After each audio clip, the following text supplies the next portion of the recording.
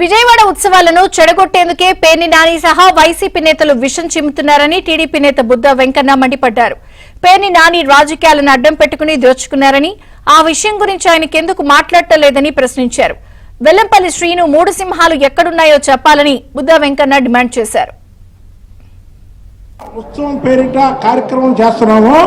ఈ కార్యక్రమాన్ని చెడగొట్టడానికి ఈ పేర్ని నాని, దేవినేని అవినాష్, ఎల్లంపల్లి సీను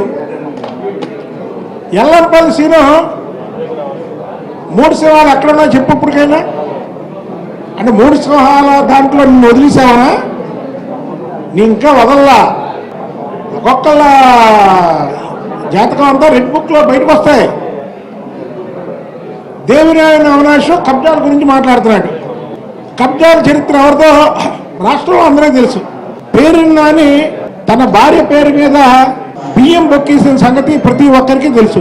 రాష్ట్ర ప్రజలందరికీ తెలుసు, తెలుగు ప్రజలందరికీ తెలుసు. ఈయన 2007లో రాజశేఖర రెడ్డి ముఖ్యమంత్రిగా ఉన్న టైంలో ఇదే దేవాలయ భూముల్ని ఆక్రమించుకొని తన సొంతంగా దోచుకున్న సంఘటన 2 రోజుల క్రితమే పత్రికల్లో రావడం చూసాం. నువ్వు దాని మీద మాట్లాడు. సంస్మారాలను కూడా అక్కడి నుంచి వేరే చోటికి మార్పించిన సంగతి చెప్పు.